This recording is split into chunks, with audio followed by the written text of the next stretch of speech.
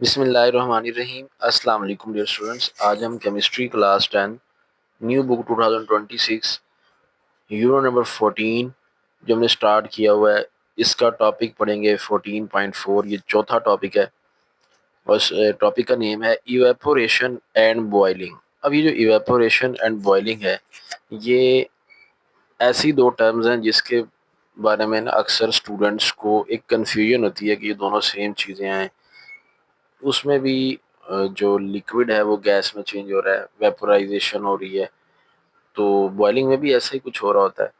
तो फिर फ़र्क क्या है दोनों? तो ये वीडियो देखने के बाद इंशाल्लाह आपको ये कंसेप्ट जो है इसका बन जाएगा और ये क्लियर हो जाएगा, जो कन्फ्यूजन आपका यहाँ पे पाया जाता है।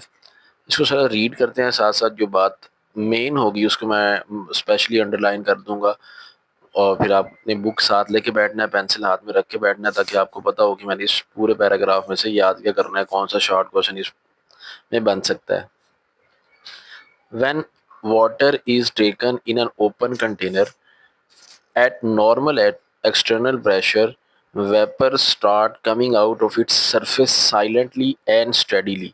कह रहे हैं कि ना, अगर हम पानी किसी कंटेनर में डालें, नॉर्मल एक्सटर्नल प्रेशर हो, तो वेपर्स जो हैं वो बाहर आना शुरू हो जाते हैं उस सरफेस से, वाटर की सरफेस से, खामोशी के साथ और आहिस्ता आहिस्ता। ठीक है, मतलब वाटर जब भी आप इस कंटेनर में डालेंगे नॉर्मल एटमॉस्फेरिक प्रेशर पे, उस वाटर की वेपोराइजेशन शुरू हो जाएगी, वेपर्स में चेंज होगा वाटर। ठीक है,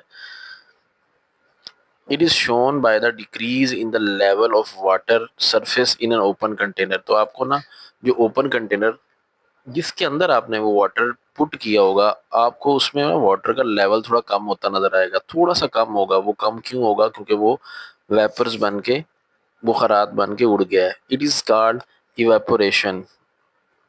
इसको हम इवेपोरेशन कहते हैं, and it is known to occur at all temperature. Evaporation all temperature पे होती रहती है। अगर आप देखें ना, आपके घर में अगर कभी पानी थोड़ा सा कहीं फर्श पे गिर जाए, अगर सर्दियाँ हो तो पानी थोड़ा लेट खुश्क होगा, पानी आपको नज़र आएगा कि वो लेट वेपर्स में चेंज हुआ है।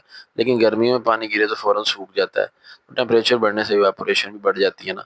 तो ये हर टेम्परेचर पे होती है। सर्दी भी हो ना, पानी सूख लाजमी जाएगा, लेकिन थोड़ा टाइम ज़्यादा ले लेगा। तो इसलिए हम कहते हैं कि जो इवेपोरेशन है ना, वो हर टेम्परेचर पे होती रहती है। आगे वही बात टेम्परेचर वाइज लिखी हुई है, increase the temperature of water increases the rate of evaporation. तो ये इवेपोरेशन के बारे में पूछा जा सकता है कि how evaporation depend upon the temperature. तो ये आप अंडरलाइन लाजमी करें।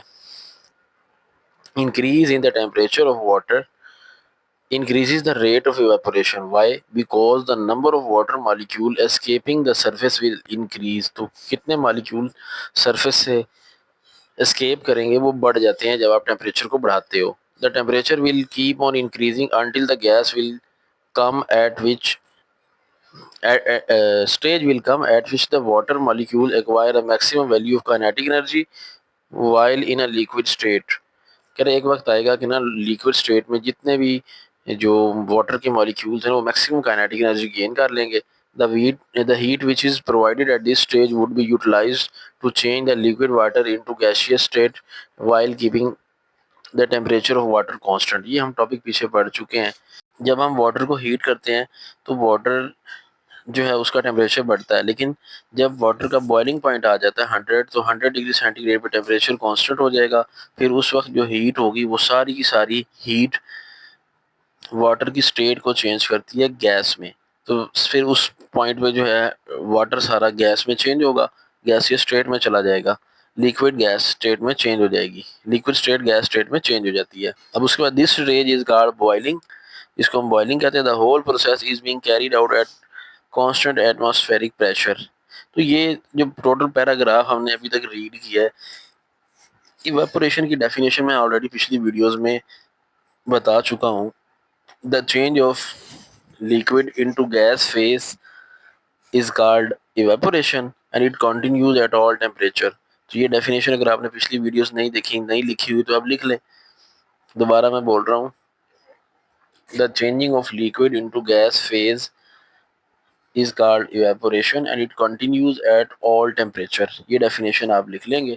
बाकी evaporation कैसे टेम्परेचर पे डिपेंड करती है, वो अगर आ जाए, या ऐसे पूछें how temperature increase the rate of evaporation, तो उसका ये मार्क कर दिया मैंने ब्लू में, ये यहाँ से स्टार्ट हो रहा है, यहाँ तक ये इसका बनता है। ठीक है, ये इसमें शॉर्ट क्वेश्चंस बनते हैं कि what is evaporation and how temperature affect the rate of evaporation.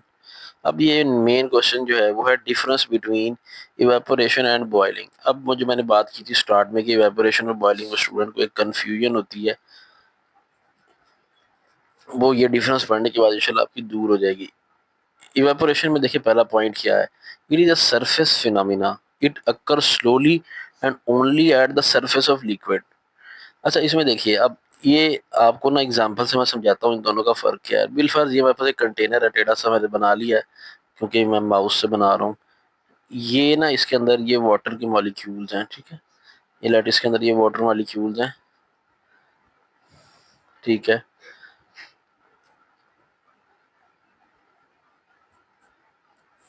अच्छा, अब जो ये सरफेस है ना, ये जो सरफेस है इवेपोरेशन में, ये सरफेस के जो वाटर मॉलिक्यूल है ना, ये चेंज होते हैं गैस में, ठीक है। सारे का सारा लिक्विड वाटर गैस में चेंज नहीं होता, ठीक है, ये है इवेपोरेशन का फिनोमिना।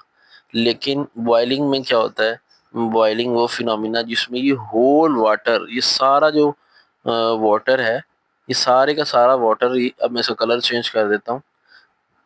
बॉइलिंग में क्या होगा, यहाँ से लेके यहाँ तक ये सारा जो वाटर है ये किसमें, गैस में चेंज हो जाएगा। तो इवेपोरेशन में जो सरफेस के टॉप पे जो होता है ना लिक्विड, वही गैस में चेंज हो रहा होता है, तो इसलिए हम इसको कहते हैं जो इवेपोरेशन है ना, ये सरफेस फिनोमिना है। और जबकि इसमें देखिए बॉइलिंग में फेज चेंज, ये एक फेज चेंज है, इसमें फेज चेंज हो रही होती है, टोटली जो लिक्विड है वो गैस में चेंज होता है। When a liquid turns into gas through out the entire liquid forming a bubble, देखिए इसमें इंटायर लिक्विड जो है ना वो बबल्स बना के गैस में चेंज हो जाएगा, ठीक है। आप इस कंटेनर को जिसके अंदर वाटर है, इसको अगर आप हीट करते हो, ठीक है, अगर आप इसको यहाँ से हीट कर प्रोवाइड करते हो, तो हीट प्रोवाइड करने से क्या होगा, ये सारे का सारा जब इसका बॉइलिंग पॉइंट आ जाएगा तो सारे का सारा लिक्विड गैस में चेंज हो जाएगा, ये है बॉइलिंग। लेकिन अगर सिर्फ सरफेस से वाटर जो है वो चेंज हो रहा है गैस में, तो वो इवेपोरेशन हो रही है। दूसरा पॉइंट देखिए, it occur at all temperature but below the boiling point, तो ये बिलो द बॉइलिंग पॉइंट से पहले पहले जो इवेपोरेशन हो रही होती है ना, वाटर का बॉइलिंग पॉइंट आने से पहले पहले, मतलब 100 डिग्री सेंटीग्रेड टेम्परेचर से पहले पहले जितनी भी इवेपोरेशन है, वाटर लिक्विड जो है वो गैस में चेंज हो रहा है, वो सारा इवेपोरेशन ही काउंट होगा। It increases with increase in temperature, जैसे जैसे टेम्परेचर बढ़ेगा ना तो इवेपोरेशन बढ़ती है। लेकिन ये कौन सा है, ये दूसरा पॉइंट जब हम बॉइलिंग में देखेंगे ना, it occur at a specific temperature, तो बॉइलिंग का जो प्रोसेस है ना वो स्पेसिफिक टेम्परेचर पे होगा, ठीक है, जो कि वाटर का बॉइलिंग पॉइंट है। उसके बाद next, it produce cooling, evaporation से कूलिंग प्रोड्यूस होती है, जबकि it does not result in cooling, तो बॉइलिंग में कोई कूलिंग नहीं हमें फील होगा, कोई कूलिंग नहीं हमें फील होती। चौथा, it require a small amount of energy which is provided from inside the liquid, तो इस अमल में ना एनर्जी बहुत थोड़ी चाहिए होती है, जो कि लिक्विड के अंदर से ही जो है उसको मिल जाती है और इवेपोरेशन का अमल स्टार्ट हो जाता है। लेकिन अगर हम बात करें ना बॉइलिंग की, इसको बहुत ज़्यादा एक्सटर्नल एनर्जी चाहिए होती है, जो कि हम देखिए ये हीट करके खुद प्रोवाइड करते हैं, तब जाके बॉइलिंग होगी। बॉइलिंग खुद नहीं होगी कभी भी, ठीक है, इवेपोरेशन तो होती रहेगी। तो ये एक मेन फ़र्क ये भी है। अब दो मेन फ़र्क आपने याद रखनी है कि इवेपोरेशन सरफेस फिनोमिना है, और उसके लिए एनर्जी जो है वो ज़्यादा नहीं चाहिए, वो एनर्जी खुद ही लिक्विड के अंदर से ही गेन कर लेता है। लेकिन बॉइलिंग जो है ये सरफेस फिनोमिना नहीं है, ये स्पेसिफिक टेम्परेचर वाला फिनोमिना है, इसके लिए एक्सटर्नल एनर्जी चाहिए, और वो एक्सटर्नल एनर्जी जो है जब तक नहीं प्रोवाइड होगी तो बॉइलिंग नहीं होगी। और दूसरा डिफरेंस ये है कि इवेपोरेशन कूलिंग प्रोड्यूस करता है, और जो बॉइलिंग है वो कूलिंग नहीं प्रोड्यूस करती। अब है जी effect of external pressure. External pressure का क्या इफेक्ट है rate of evaporation and boiling, boiling और इवेपोरेशन पे एक्सटर्नल प्रेशर कैसे असरअंदाज होते हैं। देखिए जितना एक्सटर्नल प्रेशर कम होता है ना, उतनी जल्दी बॉइलिंग हो जाती है, ठीक है। अब देखिए यहाँ पे जैसे कि लिखा गया, rates of both evaporation and boiling are affected by the variation in the external pressure. External pressure अगर वेरी करता है ना, तो ये दोनों फैक्टर्स जो हैं, इवेपोरेशन का भी और बॉइलिंग का भी, ये भी चेंज हो जाएंगे। To which liquid is subjected, मतलब जो लिक्विड का हम एक्सटर्नल प्रेशर जो उसको दे रहे हैं ये उस पर डिपेंड करता है। यहाँ पे ये बताया जा रहा है दोनों प्रोसेस, इवापोरेशन का भी और बॉइलिंग का भी। Rate of evaporation tends to increase by decrease in external pressure.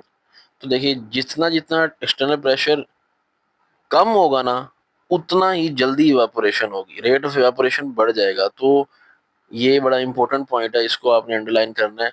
Rate of evaporation tends to increase, evaporation का प्रोसेस बढ़ जाता है by decrease in external pressure, अगर एक्सटर्नल प्रेशर कम होगा, ठीक है। And vice versa, vice versa का मतलब इसका उलट भी है, मतलब इवेपोरेशन जो है वो डिक्रीज होगी अगर एक्सटर्नल प्रेशर इंक्रीज होगा। If a liquid in an open container, हमारे पास कोई लिक्विड है ओपन कंटेनर में, तो most of the molecules that escape into the vapours phase will not return to the liquid phase. तो जो ज़्यादातर मॉलिक्यूल्स होंगे ना वाटर के कंटेनर के अंदर, वो जब वेपर फेज में चले जाएंगे फिर वो वापस ना लिक्विड में नहीं आएंगे। इंस्टेड बजाय इसके they will diffuse through the atmosphere away from the container, वो एटमॉस्फेयर में डिफ्यूज होने लग जाएंगे, कंटेनर से दूर चले जाएंगे। Increase the external pressure will force these molecule to return back. लेकिन अगर हम एक्सटर्नल प्रेशर बढ़ा देंगे तो फिर ये जो मॉलिक्यूल जो कि एस्केप हो गए थे सरफेस ऑफ वाटर से उनको फोर्स करेगा कि वो वापस चले जाएं, ठीक है। तो फिर एक्सटर्नल प्रेशर बढ़ाने से वाटर के मॉलिक्यूल्स जो हैं वो वापस लिक्विड सरफेस के ऊपर आ जाएंगे, मेकिंग द इवेपोरेशन डिफिकल्ट, फिर इवेपोरेशन मुश्किल हो जाएगी। तो ये वही हमने बताया कि अगर एक्सटर्नल प्रेशर बढ़ाते हैं ना तो इवेपोरेशन कम हो जाती है, तो उसका जो उलट अमल कंडेंसेशन है वो होने लग जाता है, मतलब वेपर्स दोबारा जो है वो लिक्विड में चेंज होने लगते हैं। उसके बाद नेक्स्ट है व्हेन अ लिक्विड बॉयल्स, जब हम किसी लिक्विड को बॉयल करते हैं बबल्स बनती हैं inside the container which then rise to the surface, जो कि सरफेस के ऊपर राइज हो जाते हैं। At this stage the temperature of the liquid remain constant, वहां तक तो टेम्परेचर कांस्टेंट रहेगा till a liquid boils over, जब तक लिक्विड बॉयल नहीं होता। This temperature is called boiling point, ये उसका बॉइलिंग पॉइंट होगा जब वाटर जो है बबल्स बनाना शुरू कर देगा। If you measure the boiling point of water eight Karachi it will B 100, अगर हम कराची में वाटर का बॉइलिंग पॉइंट देखेंगे ना तो वो 100 होगा। But if you will measure this boiling point at Murree it will be 98। लेकिन अगर यही हम बॉइलिंग पॉइंट वाटर का मेजर करेंगे ना मरी में, तो मरी में जो है ये 98 डिग्री सेंटीग्रेड होगा। इसकी क्या रीज़न है? उसकी रीज़न ये है the atmospheric pressure at Murree is low, atmospheric pressure मरी का लो है। अगर एटमॉस्फेरिक प्रेशर लो हो तो बॉइलिंग का अमल जो है वो फास्ट हो जाता है, मतलब बॉइलिंग जल्दी होगी अगर एक्सटर्नल प्रेशर लो होगा। तो atmospheric pressure Murree is low then that in Karachi, तो मरी का एटमॉस्फेरिक प्रेशर लो होने की वजह से वहाँ पे बॉइलिंग पॉइंट वाटर का कम है। So we find that boiling point has decreased at lower atmospheric pressure. तो यहाँ से हम ये कंक्लूड करेंगे लो एटमॉस्फेरिक प्रेशर पे जो बॉइलिंग पॉइंट है ना वो कम हो जाता है। तो यहाँ पे क्वेश्चन आ सकता है Y the boiling point of water eight Karachi is 100 degree centigrade and मरी इज 98 डिग्री सेंटीग्रेड। तो ये कंसेप्चुअल क्वेश्चन आपने लाजमी तैयार करना है। उसका आंसर कहाँ से बनेगा, उसका आंसर ये मैं हाईलाइट कर देता हूँ, यहाँ से इसका आंसर बनेगा किसी और कलर में, ग्रीन कलर में कर देता हूँ, यहाँ से बनेगा, ठीक है जी। The atmospheric pressure at Murree is lower than that of Karachi because ये सो वी फाइंड दैट, ये काट दें, because the boiling point has decrease at lower atmospheric pressure, क्योंकि lower atmospheric pressure boiling point कम हो जाता है। उसके बाद आप लिख देंगे that is why the boiling point of water at Murree is 90 degree centigrade and Karachi is 100 degree centigrade. तो ये सारी बात वही है, एक्सटर्नल प्रेशर की है। एक्सटर्नल प्रेशर लो होगा तो बॉइलिंग पॉइंट कम होगा, जल्दी बॉइलिंग हो जाएगी, ठीक है। तो ये इवेपोरेशन और बॉइलिंग टॉपिक कंप्लीट हो गया 14.4, और ये topic short question based topic था। इसमें शॉर्ट क्वेश्चन थे कि बॉइलिंग पॉइंट जो है किस तरह एक्सटर्नल प्रेशर पे डिपेंड करता है, इवेपोरेशन किस तरह डिपेंड करती है, दोनों चीज़ें मार्क करवा दी हैं। इवेपोरेशन और बॉइलिंग का डिफरेंस भी मार्क करवा दिया है। ये सारी चीज़ें आपने याद करनी है। मिलते हैं नेक्स्ट वीडियो में जल्द, अपना ख्याल रखिएगा, अल्लाह हाफिज़।